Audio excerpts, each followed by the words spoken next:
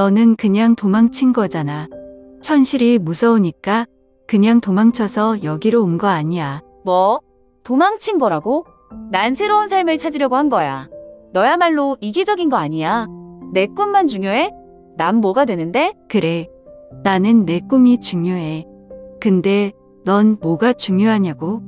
내 인생에서 내가 원하는 게 대체 뭐냐고? 너 같은 사람이랑은 아무것도 꿈꿀 수 없어. 내 꿈에 난 필요 없는 거잖아. 그러니까 가든지 말든지 내 맘대로 해. 그래, 지우야.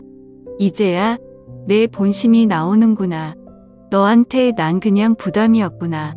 내가 날 붙잡아 주길 바랐는데 결국 날 보내는구나. 우리가 서울을 떠난 날은 가을 아침이었다. 10월 중순쯤이었나? 공기가 선선하고 하늘은 맑았다. 전날 밤에 늦게까지 짐을 싸느라 정신이 없었지만 막상 공항으로 가는 길은 이상하리만큼 차분했다. 마치 오래전부터 정해져 있던 일이었던 것처럼 서윤이는 원래부터 감정적인 이별을 싫어했다. 굳이 길게 얘기할 필요 있어? 그게 서윤이의 스타일이었다. 그래서 동료들에게도 복잡한 인사를 남기지 않았다. 그냥 짧은 이메일 하나만 남기고 조용히 사라졌다. 그동안 감사했습니다. 다들 건강하세요. 딱 이 정도. 나는 좀 달랐다. 한 명 한 명 얼굴을 보고 직접 인사해야 마음이 편했다. 진짜 떠나는 거야? 진짜야. 에이, 너 금방 돌아올 것 같은데. 아니야. 이번엔 진짜야. 그렇게 일주일 동안 서울 곳곳을 돌며 사람들을 만났다. 점심 약속, 저녁 약속, 퇴근 후 술자리까지. 마치 서울과 작별 인사를 하는 느낌이었다. 출국 당일, 회사 팀장님이 공항까지 배웅을 나왔다. 사실 나랑 엄청 친한 사이는 아니었는데 마지막까지 나를 신경 써주는 모습이 의외였다. 체크인을 마치고 출국장으로 향하려는 순간 팀장님이 물었다. 정말 이 선택이 맞다고 생각해? 나는 피식 웃으며 고개를 끄덕였다. 한 번도 이렇게 확신했던 적이 없어요. 비행기가 활주로를 달릴 때 나는 창밖을 바라봤다. 서울의 풍경이 점점 멀어졌다. 한강, 남산타워, 홍대, 강남. 우리가 함께 걸었던 거리들, 친구들과 웃고 떠들었던 술집, 퇴근 후 혼자 걷던 밤거리. 솔직히 말하면 미래가 어떻게 될지는 전혀 감이 잡히지 않았다. 두려움이 없었다고 하면 거짓말일 거다. 그런데 이상하게도 이번에는 무섭지 않았다. 가끔은 그런 순간이 있다. 마치 오래된 신발을 벗어 던지고 맨발로 걷기 시작하는 기분. 딱 지금이 그랬다. 어딘가에 닿을 거라는 막연한 기대감. 그것만으로 충분했다. 우리는 제주를 첫 번째 목적지로 선택했다. 서울에서의 바쁜 일상을 정리하고 잠시 쉬어가기로 한 거다. 서윤이한테는 여기서 카페를 운영하는 친구가 있었고 우리는 그녀를 도와주면서 당분간 머물기로 했다. 공항에서 내리자마자 느껴진 공기가 확실히 달랐다. 서울의 답답한 공기와는 다르게 제주의 바람은 한층 가벼웠다. 하늘도 푸르고 거리는 한산했다. 카페는 협재 해수욕장에서 멀지 않은 곳에 있었다. 커다란 유리창이 바다를 향해 나 있고 나무 테이블과 빈티지한 장식들이 조화를 이루고 있었다. 아침이면 커피향이 가득했고 오후엔 관광객들이 삼삼오오 모여들었다. 어때? 마음에 들어. 카페 주인 수진이 우리를 보며 웃었다. 응, 완전 좋다. 근데 이거 진짜 우리한테 맡겨도 돼. 그럼.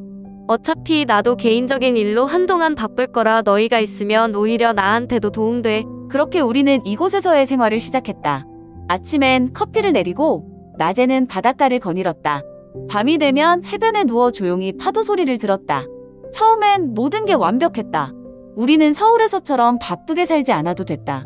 서윤과도 이렇게 많은 시간을 함께 보낸 게 얼마 만인지 모르겠다. 그런데 시간이 지나면서 작은 문제들이 하나둘씩 보이기 시작했다. 야, 설거지는 좀 번갈아 가면서 하자. 나 오늘 커피 내리느라 바빴잖아. 너는 주문만 받았고. 그래도 기본적인 건 같이 해야지. 나 혼자 계속 치우는 것 같잖아. 이런 사소한 다툼이 점점 늘어났다. 하루는 카페 마감 후 해변에서 맥주를 마시다가 감정이 폭발했다. 너 요즘 왜 이렇게 예민해? 내가 예민한 게 아니라 내가 너무 대충 하는 거잖아. 뭐, 대충? 응, 너는 그냥 이게 여행 온 것처럼 편하게 지내고 싶어 하는 것 같아. 와, 너 진짜 그렇게 생각해? 그럼 내 생각은 뭐는데? 서윤의 표정이 굳었다. 나는 한숨을 쉬었다. 사실 나도 알고 있었다. 이곳에서의 삶이 마냥 영화처럼 예쁘지만은 않을 거란걸.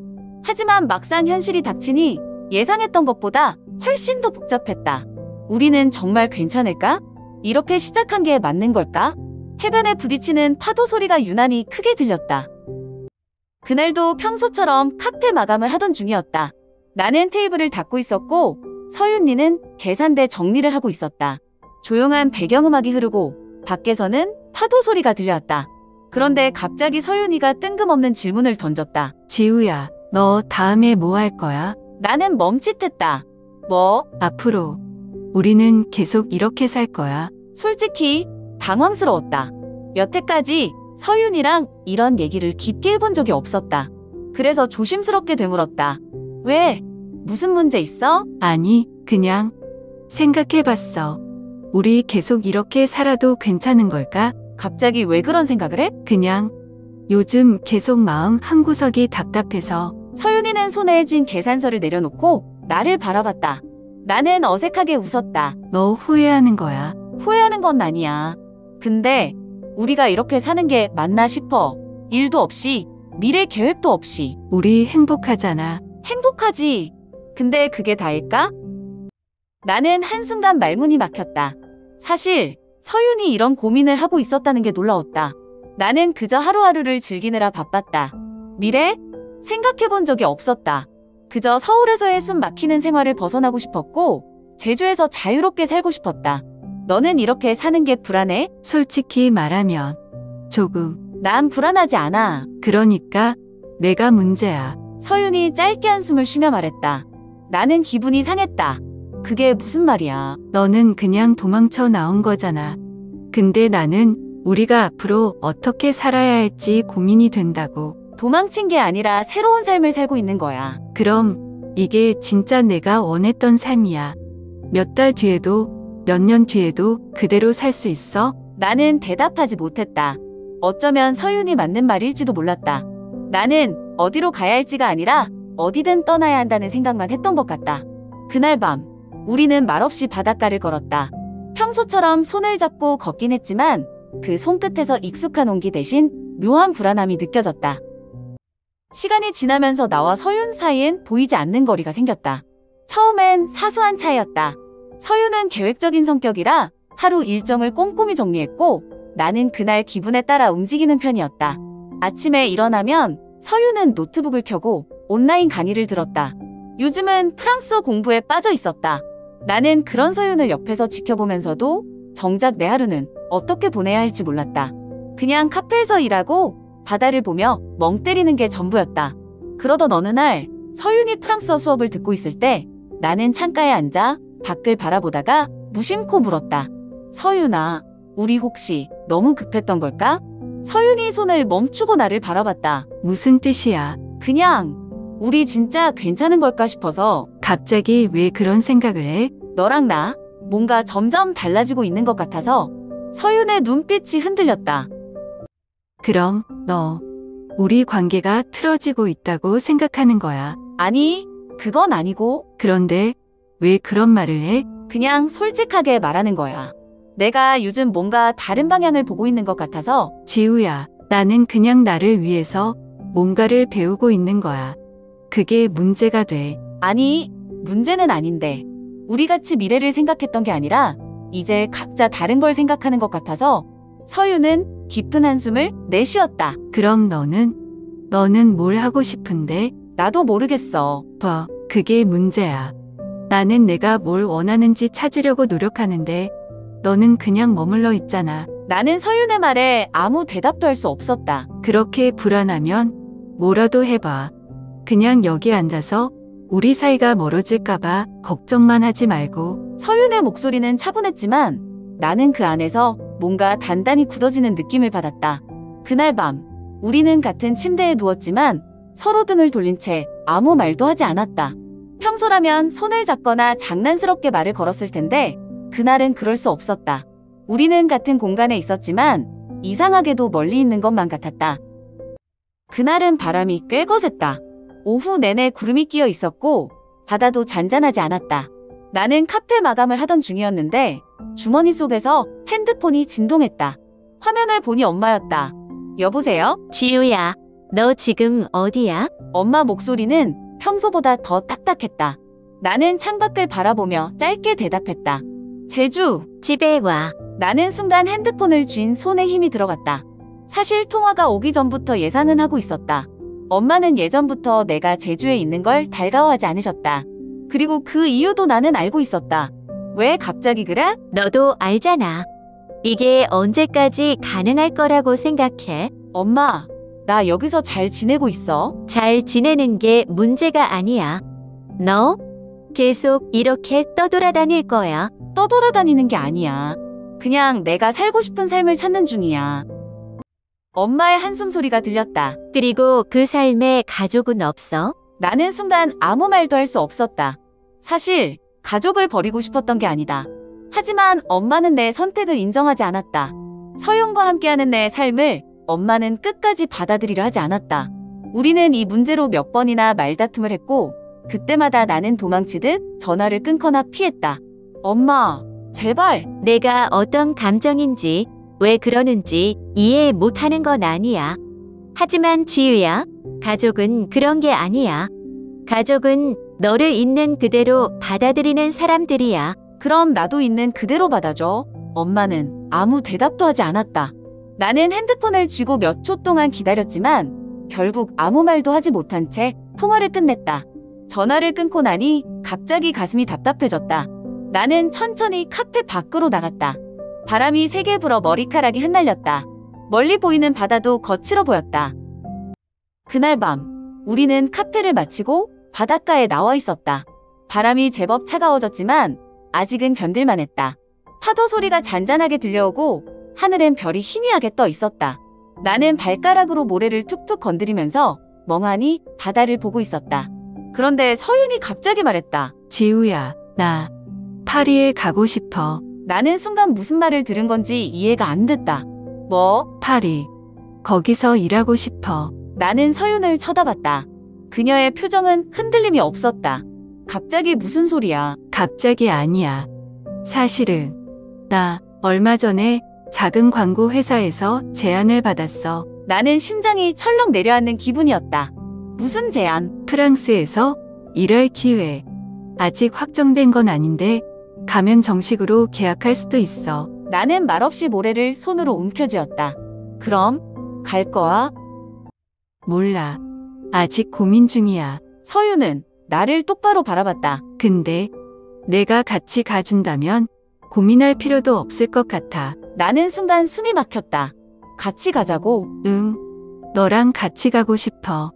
우리 둘이서 새로운 곳에서 시작하는 것도 나쁘지 않잖아. 나는 아무 말도 할 수 없었다. 머릿속이 새하얘졌다. 프랑스. 멀고 낯선 나라. 가족, 친구, 익숙한 모든 걸 떠나는 곳. 그리고 서윤이 원하는 미래. 나는 손을 꽉 쥐었다. 서윤아, 나는 그 뒤로 어떤 말을 해야 할지 몰랐다. 만약 내가 간다면 나는 정말 모든 걸 버려야 한다. 만약 내가 가지 않는다면 우리는 어떻게 되는 걸까? 나는 바닷속으로 가라앉고 있는 기분이었다. 나는 밤새 잠을 이루지 못했다. 파리로 가야 할까? 남아야 할까? 어느 쪽이 맞는 걸까? 아침이 되자 결론이 나 있었다. 서윤이 잠에서 깨었을 때 나는 이미 침대 옆에 앉아 있었다. 그녀는 눈을 비비며 나를 바라봤다. 벌써 일어났어? 나는 깊은 숨을 들이마시고 말했다.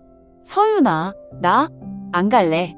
그녀의 눈빛이 흔들렸지만 놀란 기색은 없었다. 왜? 나는 한국을 떠날 수 없어. 우리 가족을 버릴 수도 없고. 그냥 나는 여기에 남아야 할 것 같아. 서윤은 아무 말 없이 나를 바라보았다. 나는 속으로 잡아줘. 부탁이야라고 빌고 있었다. 서윤이 그럼 나도 안 갈게라고 말해주길 바라고 있었다.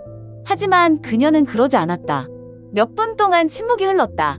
그리고 서윤은 조용히 웃었다. 알겠어. 그 웃음이 너무 차가워서 가슴이 철렁 내려앉았다. 서윤은 천천히 자리에서 일어나 창가로 걸어갔다. 그리고 바깥 풍경을 바라보며 말했다. 지우야, 혹시라도 내가 언젠가 마음이 바뀌면 나를 찾아와줘. 나는 숨을 삼켰다. 그 한마디가 우리 관계의 끝을 말하는 것만 같았다. 서윤이 등을 돌린 순간 나는 깨달았다. 우리는 이제 서로 다른 길을 가고 있었다. 서윤이 파리로 떠난 날, 나는 공항에 가지 않았다. 아니, 못 갔다. 처음에는 가야 한다고 생각했다. 마지막으로 얼굴 보고 인사라도 해야 하는 거 아닌가 싶었다. 그런데 막상 공항으로 향하려는 순간 두려움이 밀려왔다. 내가 서윤을 보면 다시 마음이 흔들릴까봐. 같이 가자는 말 한마디에 모든 걸 포기하고 따라가 버릴까봐. 그게 두려웠다. 그래서 나는 그날 그냥 제주 바닷가에 나가 있었다. 비행기 이륙 시간이 지나도 나는 그 자리에 앉아 바다만 보고 있었다. 그렇게 서윤은 떠났다. 그리고 나는 서울로 돌아왔다. 모든 게 예전과 같아졌다. 익숙한 지하철, 똑같은 사무실, 매일 반복되는 하루. 나는 다시 출근을 하고 점심을 먹고 퇴근 후엔 친구들을 만나 술을 마셨다. 겉으로 보기엔 아무 일도 없었던 것처럼 보였다. 하지만 아침에 눈을 뜰 때마다 나는 핸드폰을 먼저 확인했다. 혹시 서윤에게서 메시지가 와 있진 않을까? 잘 지내? 거긴 어때? 아무 말이라도 좋으니까. 하지만 그런 메시지는 한 통도 오지 않았다. 나는 점점 현실을 받아들이기 시작했다. 우리 이야기는 여기서 끝난 걸까? 아니면 우리가 모르는 또 다른 시작이 기다리고 있을까? 그 답을 아는 사람은 아무도 없었다.